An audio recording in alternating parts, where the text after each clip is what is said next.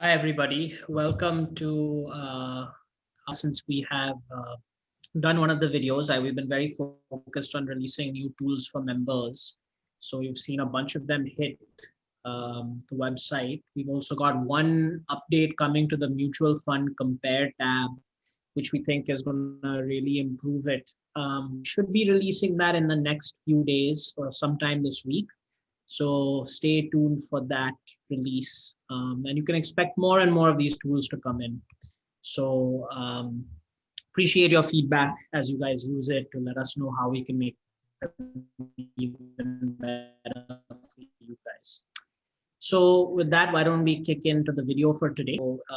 It's on retirement. And one of the big things with retirement is it's a time of great anxiety because it's a real sea change in your life. And while you've been used to a steady income in retirement, suddenly you give up that salary or that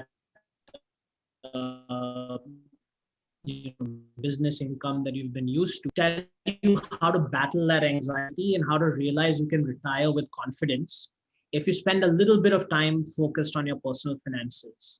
So that's kind of what we're going to be focused on in this series.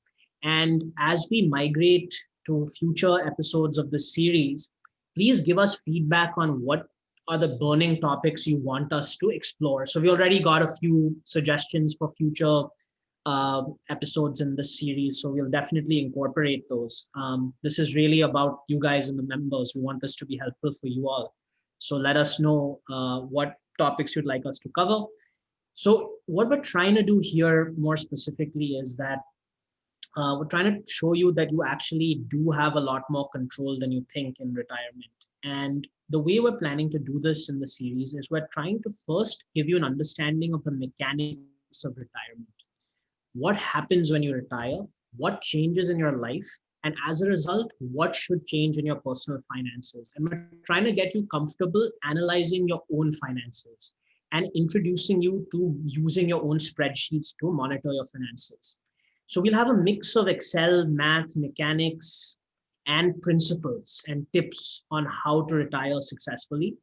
But it's really important that you pay a little bit of attention on the mechanics, because our point of view is that if you understand what's changing in your life, then you're going to understand what tools, what financial products are useful for you, what questions you need to ask when using them.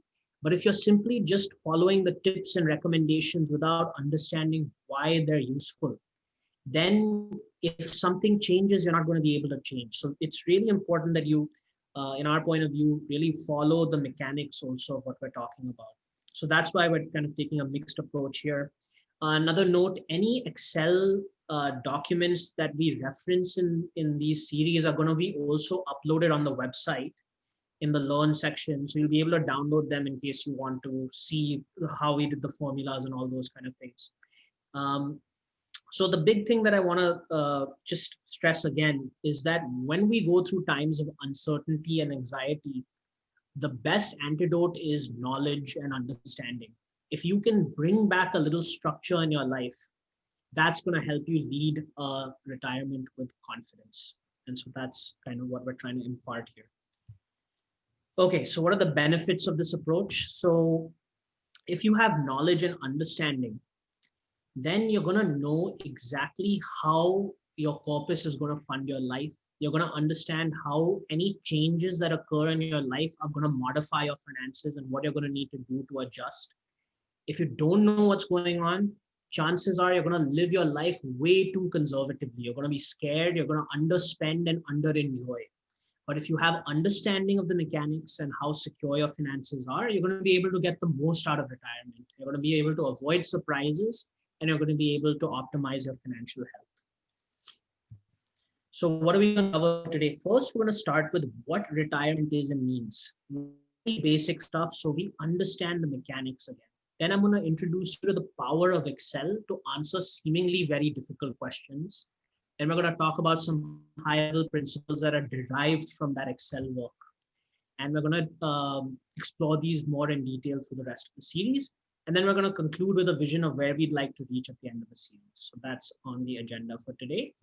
So let's start. So what is retirement? Well, traditionally, people have two sources of income, right? There's the active sources, and then there are the passive sources. So the active sources are things where you put sweat into to doing them. So it could be a salary for a salaried professional. It could be business income for someone that's self-employed. But it's something where it's requiring your hard work and efforts, and it's a stable income stream for you. It's your career income. Then you have your passive sources, which come from your corpus. This is from your savings. So this is investment income, rental income, dividends, interest. And almost everyone on this planet, these are the only two sources of income that they have. And when we start young in our careers, we almost have zero passive income.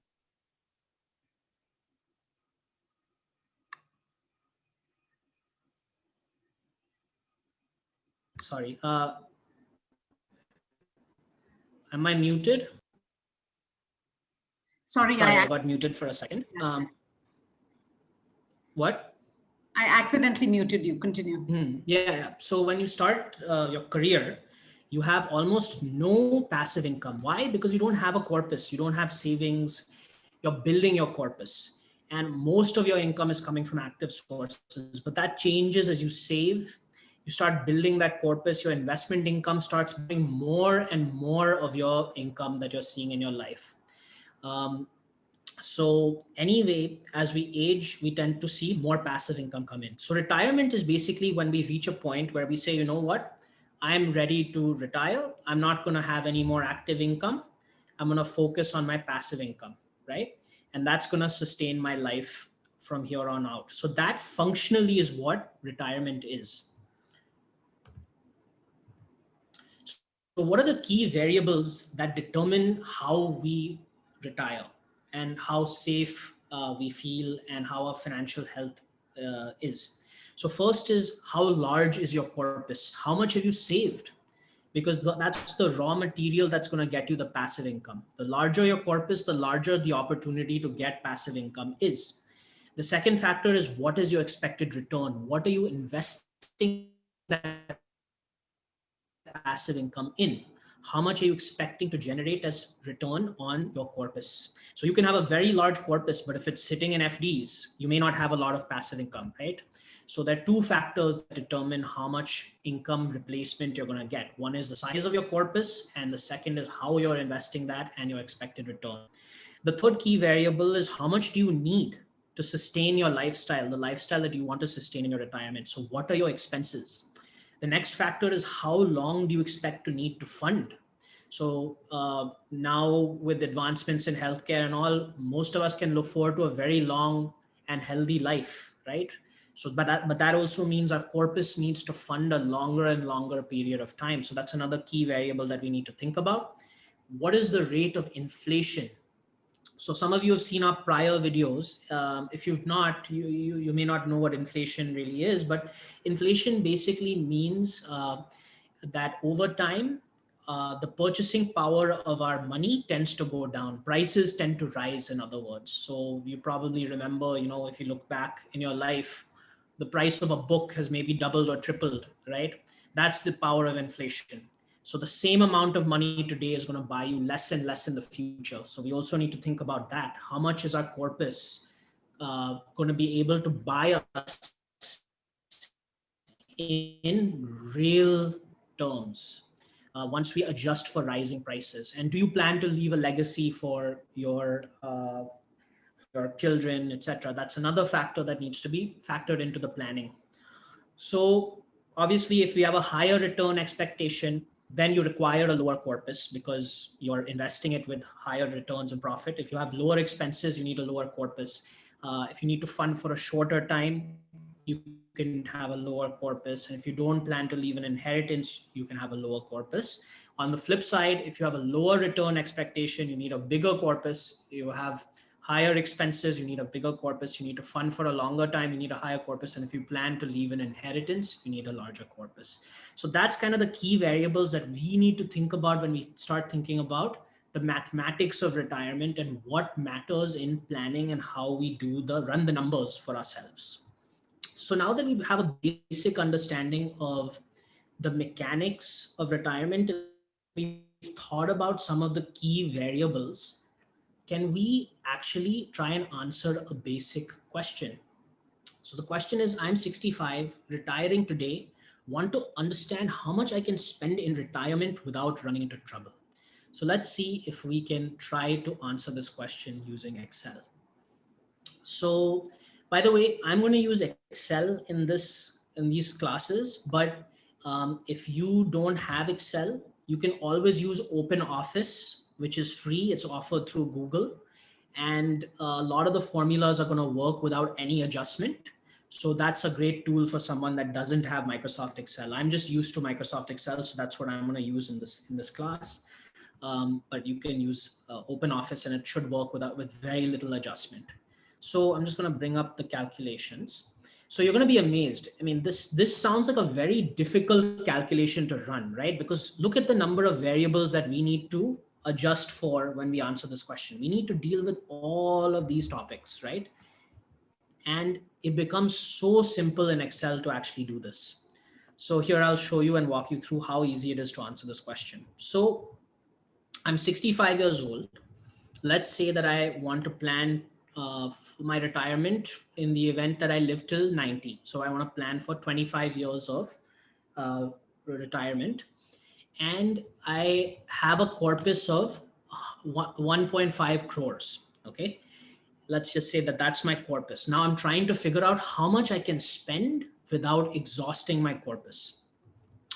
So let's say that I assume that I can earn a rate of return of 7% on my investments. So that means that's the return that I expect to get in the market from my equities, from my fixed income investments, etc. I expect a blended 7% return on my portfolio. Now, the other thing that we need to take into account is the inflation rate, right? So I'm going to punch in a 5% inflation rate. That means I think that the price levels are going to go up by 5% every year. So if I look at these two numbers together, the net growth rate that I see in real terms on my corpus is going to be the 7% divided by 1 plus 5%, right? So I need to figure out the adjusted growth rate in real terms. And this is kind of the calculation that you do to do that. So you go 1 plus 7% divided by 1 plus 5% minus 1. So that's the technically correct way to do it. If you want a shorthand for doing it, you can just subtract these two things together and you get pretty close. So 2% will get you very, very close to the net rate. But this is the technically correct way to do it. And 25 years. Now I'm going to use a function in Excel. And this is a function that is very, very useful. I highly suggest that all of you play around with this function. It's called the PMT function. Okay. And this is going to do all the math for us. And I'm going to prove to you that it works. It's going to tell us exactly how much we can spend every year such that our corpus will not run out before 25 years. So to do it, I just type equals PMT. The first input I put, Excel even tells you what it's looking for in the function. The first input is the rate.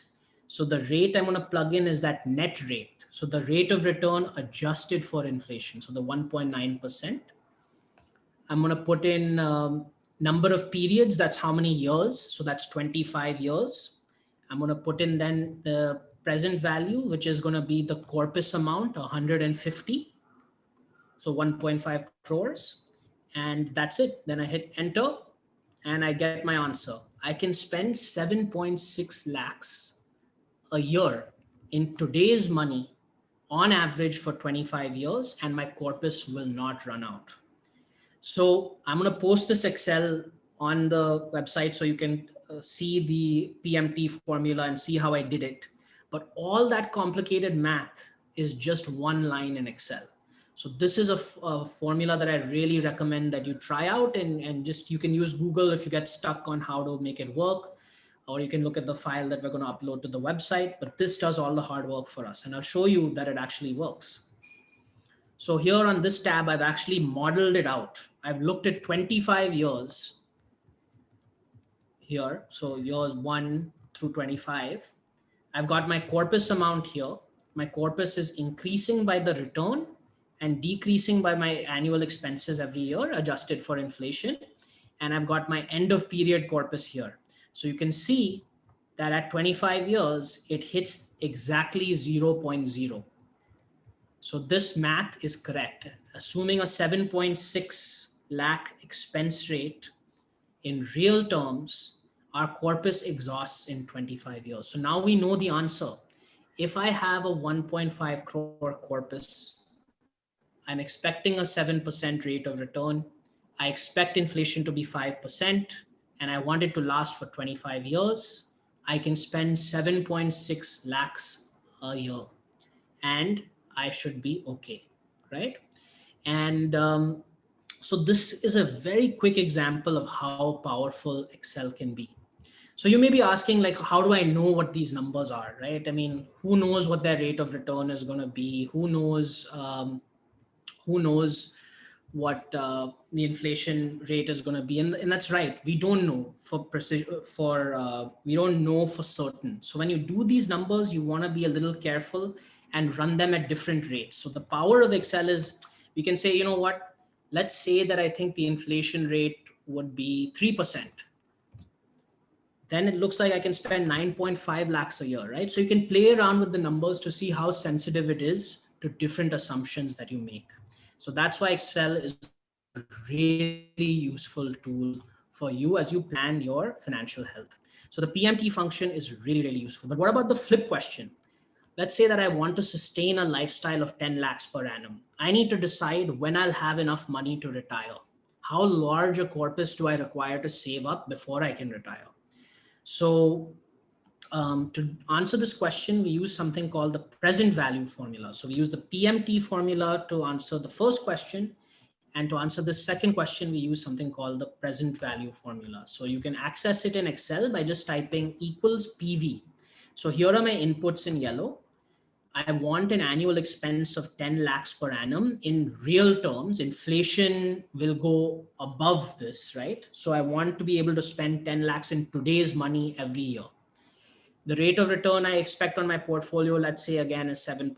Let's say the inflation rate I expect is 5%. So the net rate again is approximately 7 minus 5 or 1.9%. I want my corpus to last 25 years. And the answer, when I type in the PV formula in Excel, and again, the PV formula is going to take, the first input is going to be my rate, right? So that's going to be the 1.9% net rate. The number of periods is going to be 25. The payment amount is going to be my annual expense of 10 lakhs. And then 97 lakh corpus that's required. So I need basically 2 crores in order for me to sustain a 10 lakh a year lifestyle in today's dollar, in today's rupees.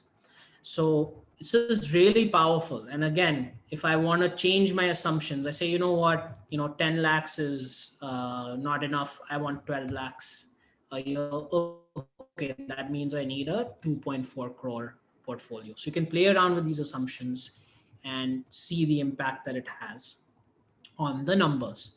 Now, one important check that we should do is see if these formulas give us the same answer.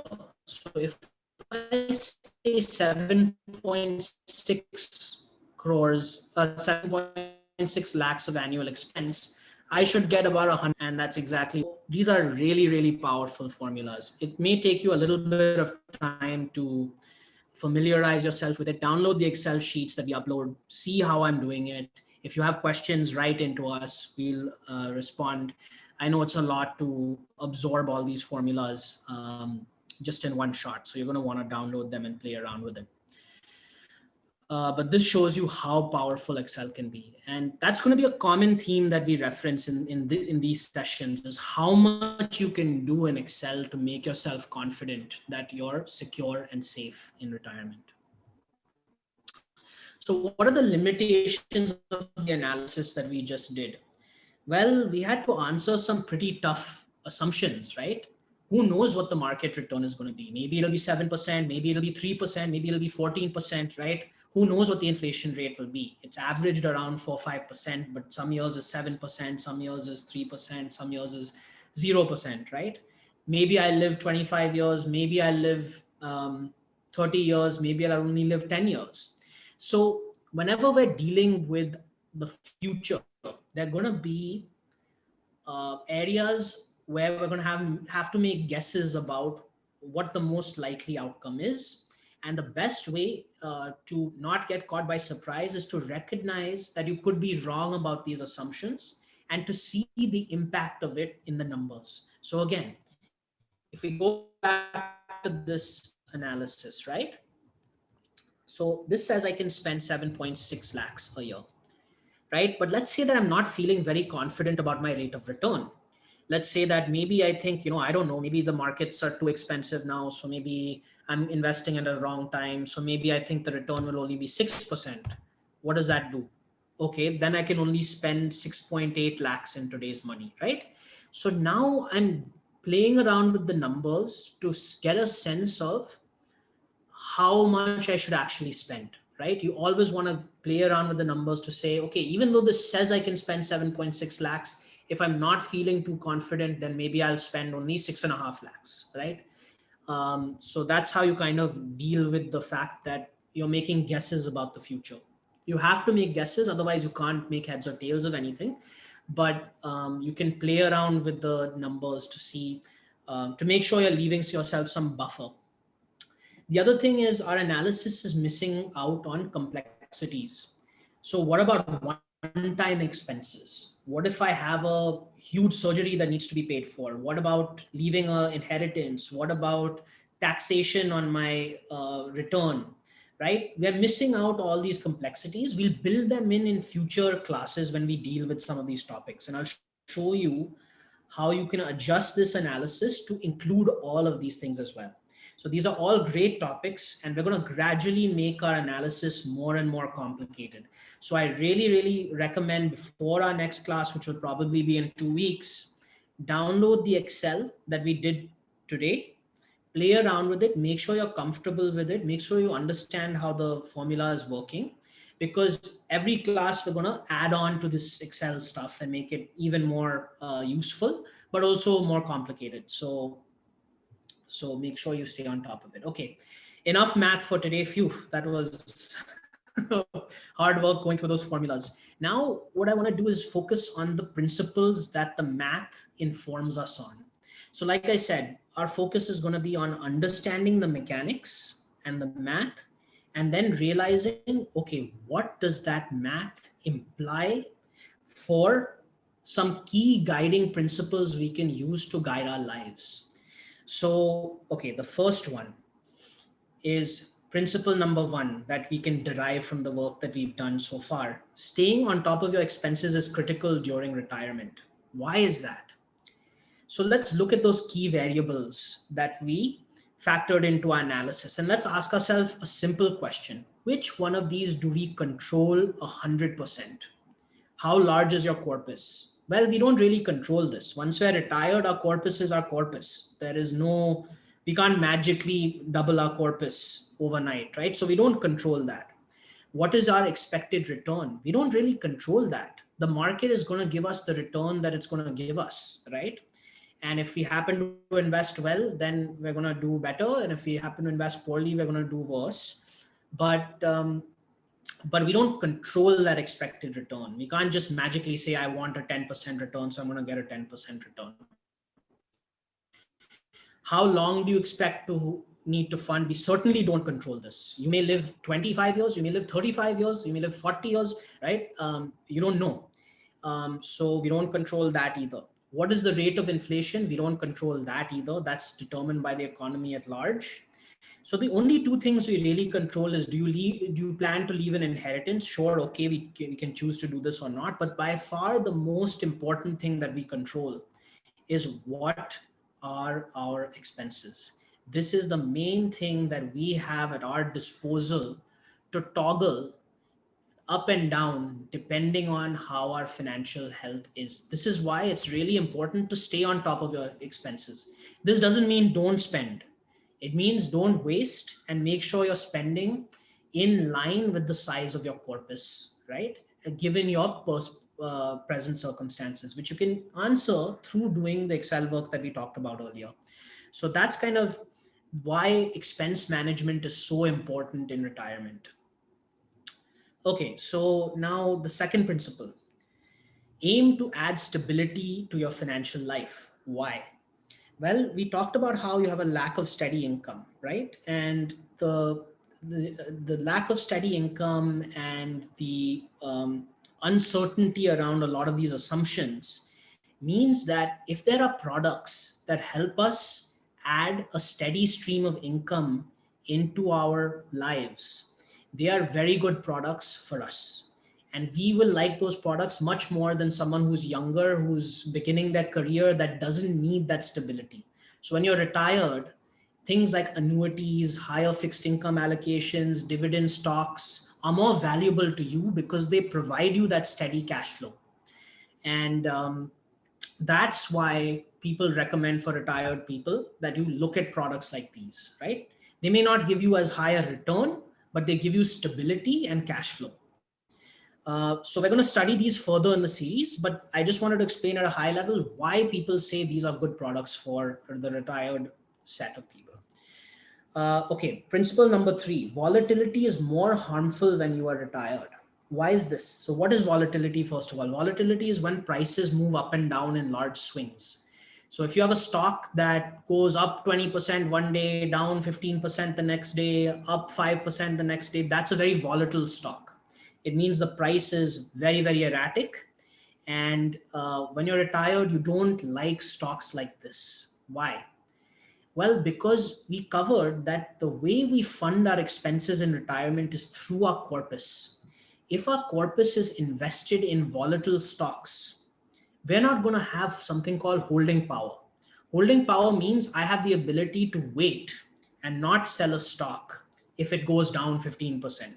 When you're retired, because you need cash flow, you may need to sell that stock even if the price goes down a lot. That's why volatility is not something that is good for a retired person to take a lot of exposure to. You don't want to have stocks which go all over the place, because you're not going to have a lot of control on when you need that money and when you don't need that money. That's why volatility is something which you typically want to stay away from. Okay, and the next one is financial health should be monitored regularly. So as we've seen, changes in expected return, inflation rate, corpus, lifespan estimate, expenses, all of these things can have changes to the corpus's ability to provide you the income that you need through retirement. So you need to stay on top of this and examine your financial health regularly. And that's going to let you get the most out of retirement. The reality of the situation is, if you don't do all of these things, you're not going to go bankrupt. Because most of us, what we would do is, we would, if we didn't monitor these things properly, is we'd be so scared of spending, we'd spend too little.